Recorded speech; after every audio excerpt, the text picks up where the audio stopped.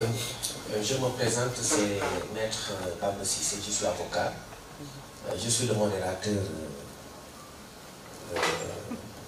du panel.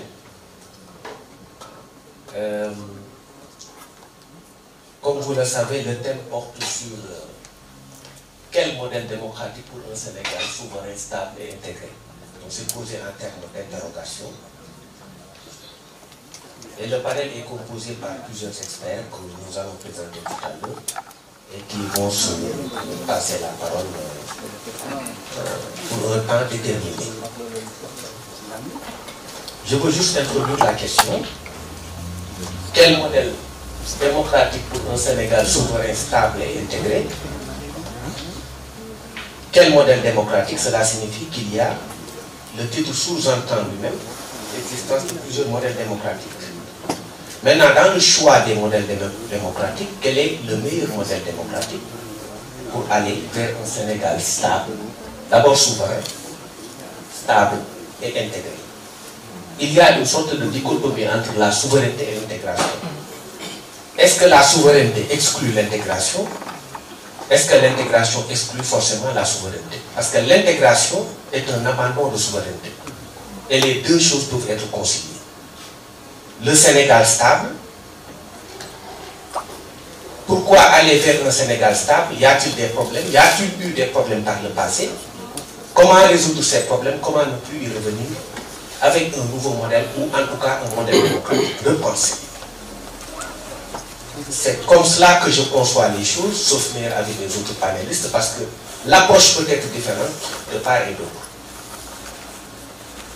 La démocratie, c'est quelque chose, un concept qui a évolué et qui a eu à faire l'objet de beaucoup de débats. Depuis, je situe les choses, si je parle de la Révolution française, en 1789 avec la prise de Bastille et la chute de Louis XVI, qui a fini par être guillotiné à son épouse,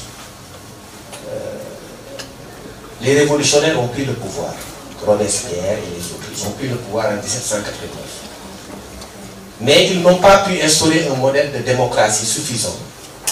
Ils étaient dans le yo-yo pendant 10 ans et Napoléon Bonaparte est venu à la faveur d'un coup d'État prendre le pouvoir. Parce que n'oublions pas que la France a connu plusieurs coups d'État et une tentative de coup d'État. Et après cela, l'annonce avait été faite avant par Montesquieu qui en 1748 avait publié l'Esprit des lois. Dans l'Esprit des lois, il disait ce qu'il entendait par démocratie. C'est ce qui a pu peut-être impulser la Révolution française. Parce que n'oublions pas qu'on était dans l'époque de ce qu'on a pu appeler dans l'histoire classique française l'époque des Lumières. Montesquieu, Rousseau, etc. Ils ont impulsé la Révolution française. 1748, l'esprit des lois. Pour Montesquieu, il y a plusieurs formes de gouvernement. Il y a le gouvernement despotique, il y a le gouvernement démocratique, aristocratique, qui sont dans le modèle aristocratique et le modèle démocratique qui sont confondus dans le gouvernement républicain, dans le modèle républicain. Pour lui, il y a dans une république la démocratie et l'aristocratie. La démocratie étant le pouvoir du peuple pour le peuple et par le peuple, l'aristocratie est composée par un certain nombre de dirigeants qui aspirent le pouvoir sur eux et dirigent, et le peuple suit. Montesquieu avait cette conception de la démocratie, c'est le peuple qui, pour lui, gouvernait. Le gouvernement despotique, la République et la monarchie. Il vivait à l'époque de la monarchie dans cette forme de république. Pour lui, le principe actif, c'est la soumission dans la monarchie. Pour lui, dans le gouvernement despotique, le principe actif, c'est la crainte. Parce que c'est le despote qui régente et qui a un droit de vie et de mort sur tout le monde. Mais il distingue ces deux modèles d'un modèle qu'il considère comme étant le plus vertueux, c'est le modèle démocratique, qui est aspiré, qui est contenu dans le gouvernement républicain. Et il considère que l'aristocratie n'est pas meilleure que la démocratie. Et le principe actif de la démocratie, selon lui, est la vertu. L'amour pour la patrie, le patriotisme. Et également, le sens de la mesure, c'est-à-dire la modération.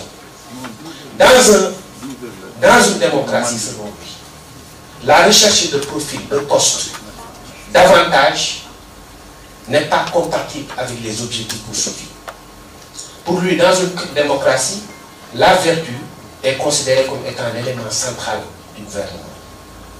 Et c'est pourquoi ce modèle a pu peut-être a pu dépasser le temps pour venir jusque chez nous. Nous, avec l'obtention avec les indépendances, nous avons connu la démocratie. Avec divers... Parce que la démocratie aussi, c'est plusieurs régimes. Oui, je sais que c'est 15 minutes. Il ne faut pas m'arracher mon rôle de modérateur. Je suis parti de l'histoire de la France, maintenant on est chez nous. Quel a été notre modèle démocratique à partir de 62? C'est une démocratie participative, bien sûr. Il y avait une dualité au sommet de l'État avec un exécutif bicéphale entre le président Mamadou Dia et le Paul Sédar Senghor, à deux têtes. L'un a fini par phagocyter l'autre. C'est la grande crise de 62, de décembre 62. Les choses ont évolué jusqu'à mars 2021. Parce que mars 2021 a été une grande crise. Parce que le pouvoir était dans la rue. Ça, ne l'oublions pas. Qu'est-ce qui a été à l'origine de mars 2021? C'est l'abandon des principes démocratiques, c'est-à-dire le principe actif qui est la vertu, pour un retour vers une sorte de despotisme éclairé, où le prince suit ses caprices et gouverne seul, avec sa horde de laudateurs et de flatteurs. C'est lui qui décide de tout. C'est lui qui décidait de reporter les élections. C'est lui qui dictait le calendrier. C'est lui qui dictait le thème. Et c'est ça qui a impulsé la révolution. Comme il en a été de la révolution française sous Robespierre, on l'a connu ici aussi, après. Mais il y a eu, ne l'oublions pas, lorsque les révolutionnaires ont pris le pouvoir 10 ans après, Napoléon leur a infligé un coup d'État. Parce que Marcel Prévost disait, attention aux révolutions. Il disait que la révolution ne nuit pas seulement au système qu'elle renverse. Elle rend vulnérable celle qu'elle instaure en montrant que les gouvernants sont mortels. Donc nous devons faire très attention. Et gouverner, parce qu'il doit gouverner selon des principes éthiques et ne plus refaire les erreurs du passé.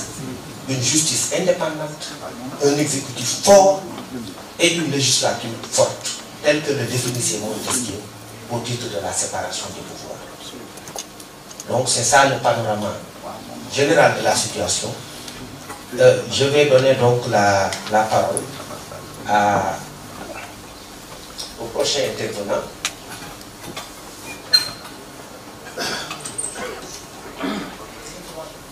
D'accord. Donc on me signale que les interventions ne seront pour 10 minutes. Je vais donner la parole à un expert, le professeur Moudebou, pour 10 minutes. Merci beaucoup.